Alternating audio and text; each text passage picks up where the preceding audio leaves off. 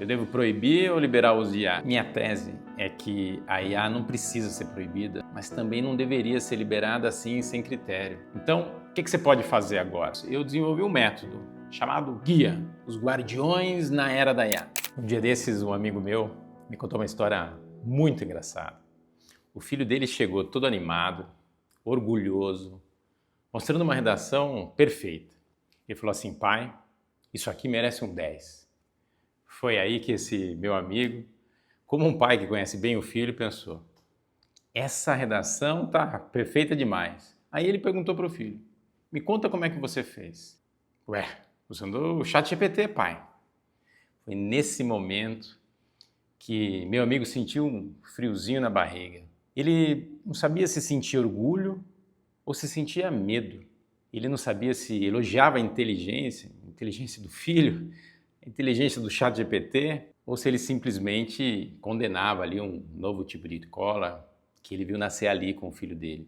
Olha, conversando com ele, eu percebi que o sentimento mais desconfortável era não saber como agir. Era não saber distinguir o que era certo, o que era errado. Qual era o papel dele ali, naquele momento. Eu não sei se você já viveu uma situação parecida como essa, mas me parece que essa será uma cena muito comum de agora em diante, porque os nossos filhos já usam IA e a IA já está por todo lugar. Então esse meu amigo, depois dessa situação, veio até mim e perguntou: e aí, eu devo proibir ou liberar o uso de IA? Bom, vou te contar o que eu disse para ele, mas eu antes queria que você pensasse um pouquinho, refletisse sobre isso. Qual é a sua opinião? Liberar ou proibir? Minha tese é que a IA não precisa ser proibida, mas também não deveria ser liberada assim sem critério. A questão toda é que não podemos deixar de ser os guias dos nossos filhos, nós não podemos deixar de ser os guardiões deles, mas para isso, na era da IA, nós precisamos aumentar o nosso repertório. Nós precisamos manter a nossa capacidade de conseguir orientar sem medo. A verdade é que nós estamos vivendo um momento muito singular. Eu não sei se você já teve o mesmo sentimento que eu, mas às vezes eu tenho a sensação de que em algum momento recente as coisas começaram a ficar meio fora do lugar. Você também sente isso? A gente não sabe apontar exatamente quando, nem consegue explicar com precisão o que mudou ou o que está mudando. Mas esse sentimento de desconforto, ele continua lá. Se você também sente algo assim, anda meio perdido, meio desorientado em relação ao futuro, meio sem compreender todas essas transformações tecnológicas, eu preciso dizer uma coisa: você não está sozinho. E não, isso também não é nenhum tipo de doença, não precisa entrar em pânico. Para mim, a razão de tudo isso é perda de referência. Isso, perda de referência. A verdade é que o mundo que a gente conhecia, o mundo que a gente vivia, acabou. E o que mais me assusta é que ele foi acabando em silêncio. Nós não percebemos e, por isso, não nos preparamos. O que a gente sabe é que durante décadas, educar um jovem era um exercício de transmissão de conhecimento do passado para o futuro. Haviam conteúdos claros, trajetórias previsíveis. Nós projetávamos um futuro que era ali minimamente reconhecível. E a escola? A escola, ela ensinava o que sabia.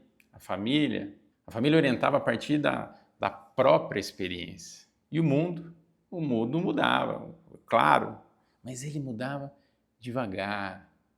E esse mundo acabou. Hoje nós vemos crianças dominando ferramentas que nós, adultos, ainda tentamos entender e nem sabíamos que elas existiam. Nós vemos os jovens tomando decisões no mundo digital que ninguém os ensinou a interpretar. E o que talvez seja o ponto central dessa angústia é que pela primeira vez na história, os educadores, os pais, eles deixaram de ser a principal fonte de mediação entre o jovem e o mundo. E aí nós estamos vendo nossos filhos serem engolidos pelas redes sociais, pelo excesso de tela, e agora chega a inteligência artificial para conversar com os nossos filhos, para ensinar e para influenciar. E isso é muito, muito delicado. Olha, eu vi uma pesquisa que me deixou bastante alarmado. De cada 10 pais, 7 estão preocupados com o impacto da IA na vida dos filhos. Isso é bom, é uma preocupação boa. Agora, sabe quantos estão ali ativamente buscando informações de como lidar com isso? Apenas um em cada 10. Tenho certeza que esse descompasso não é por falta de amor ou por falta de cuidado, é falta de tempo, às vezes falta de conhecimento. É uma paralisia que ela é decorrente de um problema que às vezes parece ser grande demais, técnico demais. E o problema não é a IA. O problema é que ninguém está te ensinando a se posicionar diante dela. Você está cercado de notícias que alternam entre o pânico e a euforia. Enquanto isso, lá na sua casa, nas nossas salas de aula, o problema é concreto. Como garantir que os nossos filhos desenvolvam o pensamento criativo enquanto uma máquina pode entregar respostas prontas assim, em segundos? Isso nos coloca numa contradição muito desconfortável. A gente sabe que algo gigante está acontecendo, mas nós não nos sentimos preparados para intervir. E nem seguros o suficiente para permitir. Olha, eu consigo compreender bem o impacto da tecnologia na vida de um jovem. Pode ser algo muito arriscado, mas também pode ser algo muito, muito poderoso. Eu tinha 14 anos quando um computador quebrado mudou a minha vida. Deixa eu te dar um contexto.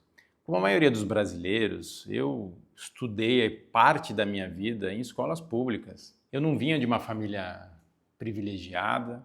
Meu pai havia abandonado a mim e aos meus irmãos quando eu tinha apenas 6 anos. Tudo era difícil e, obviamente, com menos recursos. Eu cresci com a certeza de que lá na frente, lá no mercado de trabalho, eu sempre estaria um passo atrás desse tabuleiro da vida. Até que aos 14 anos um presente mudou o jogo da minha vida. Um computador quebrado, velho, que um primo iria simplesmente jogar fora, no lixo, foi parar lá na minha casa. E o que era sucata para ele, para mim, foi um portal inteiro que se abriu. Eu descobri que a tecnologia não era só uma ferramenta, era uma força de nivelamento, uma alavanca, um poder que me fez superar barreiras que pareciam ser intransponíveis. Bom, aí você já sabe, né? Quem tem a capacidade de solucionar problemas, os problemas dos outros, avança bem, avança rápido. E eu voei. Mas logo, em toda a minha carreira, uma inquietação sempre me acompanhou. E os outros? E todos aqueles outros jovens talentosos com que eu convivi que não tiveram a mesma sorte de encontrar o seu computador quebrado. A verdade é que por décadas a tecnologia foi um privilégio, não foi um direito. Eu fui a exceção, não fui a regra. Até que em 30 de novembro de 2022 essa lógica se inverteu. Essa foi a data do lançamento público do ChatGPT. Foi quando a inteligência artificial deixou de ser uma tecnologia restrita a laboratórios e grandes corporações e se tornou uma magia acessível a quase qualquer pessoa com um celular e uma simples conexão com a internet. O poder que havia mudado a minha vida, agora está à disposição de qualquer um, praticamente qualquer um. E não é mais na forma de apenas um poder, agora é na forma de um superpoder. E sabe o que eu chamo de superpoder? É a capacidade de amplificar a inteligência humana, porque os nossos cérebros biológicos, eles têm as suas limitações, mas eles podem, nesse momento, ser enriquecidos por uma inteligência sintética complementar, a IA, a inteligência artificial. E aí, meu amigo, minha amiga, aí que você entra. É aqui que as nossas histórias se encontram. O poder da tecnologia que mudou a minha vida, ela pode se tornar um superpoder para os nossos jovens, para os nossos filhos, para os seus filhos. E eu quero te ajudar nisso. Mas aqui está o ponto crucial. Um superpoder sem orientação, ele pode ser tão perigoso quanto libertador, como foi na minha vida. E uma criança com acesso a uma ferramenta tão poderosa, sem um guia, pode tanto construir quanto destruir. Visitando escolas e conversando com famílias, eu vejo a sociedade meio assim, meio dividida. Alguns defendem a proibição total, mas isso pode significar, na minha opinião, um atraso. Outros, acho que talvez até mais paralisados, eles simplesmente liberam e deixam a coisa acontecer. Mas, para mim, isso pode ser um risco ainda maior. E eu acho que o erro mais comum é esse, a gente achar que só existem duas opções, proibir ou liberar. Mas a verdade é que entre esses dois extremos existe sim um terceiro caminho. Ele é mais difícil, claro, mas eu acho que é muito mais necessário. Porém, antes, deixa eu te contar uma coisa, eu preciso ser honesto com vocês. Eu também me senti perdido não faz muito tempo. Houve um momento que eu me peguei proibindo os meus filhos de usar IA. E eu não explicava direito exatamente o porquê.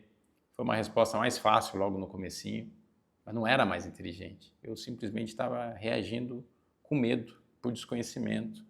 Não era com estratégia. Mas foi essa experiência que me fez perceber que eu precisava de um método.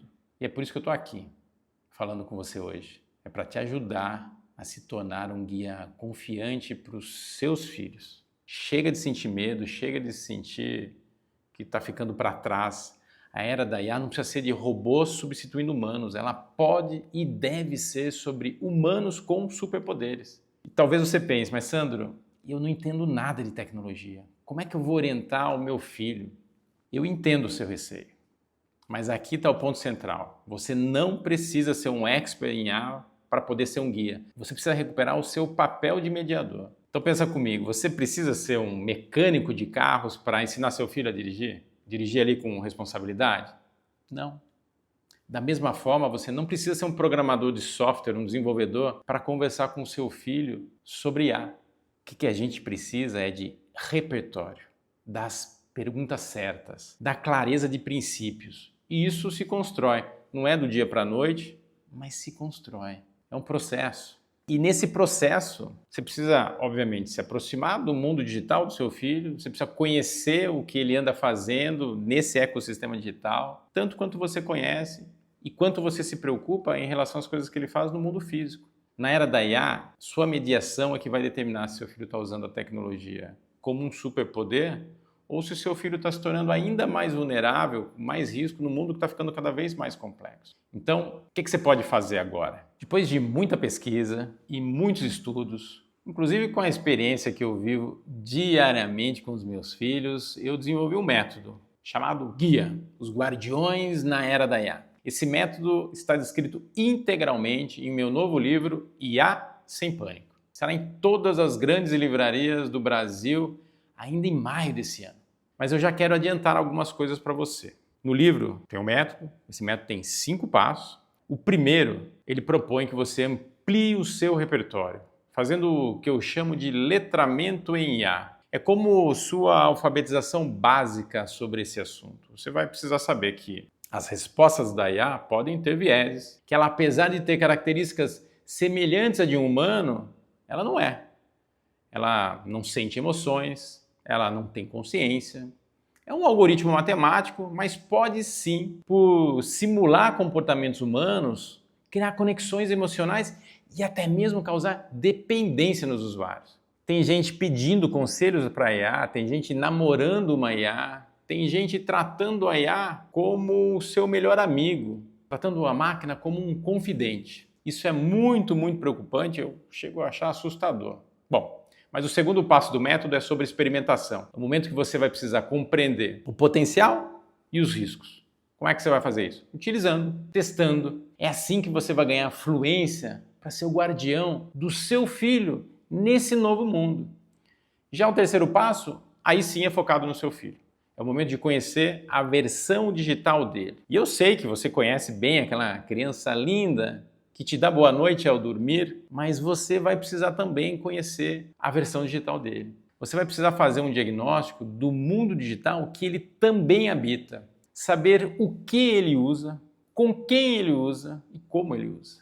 Já o quarto passo vai ser o momento de você ajustar o mundo digital do seu filho com base no diagnóstico que você fez no passo anterior. Então você se lembra, né? Proibir é ruim, mas se você liberar tudo, também vai ser um risco. Então você precisa, juntamente com seu filho, numa espécie de diálogo muito próximo, criar as regras de uso. O tempo de tela, quais aplicativos são permitidos, quais não são. Vocês vão precisar criar juntos um pacto. Mas esse pacto tem que ser um pacto dialogado. E por último, o quinto passo é o passo da libertação, é o passo do empoderamento. É aqui onde nós vamos ensinar os nossos filhos a aproveitar o máximo do poder da IA. É o momento que você terá com seu filho a oportunidade de usar IA sem riscos. Você vai poder chegar naquele superpoder que comentamos no início desse vídeo. Você vai ter um poder, então, para transformar a sociedade. É assim que a gente vai construir um futuro juntos. Claro, esse é um tema vivo e, por isso,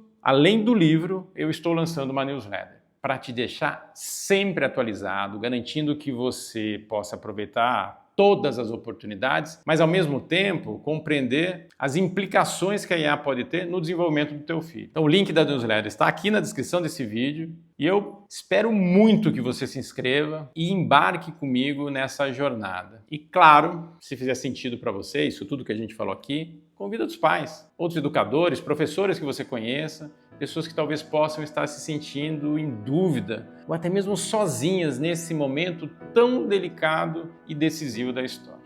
Obrigado por chegar até aqui. A nossa jornada começa agora.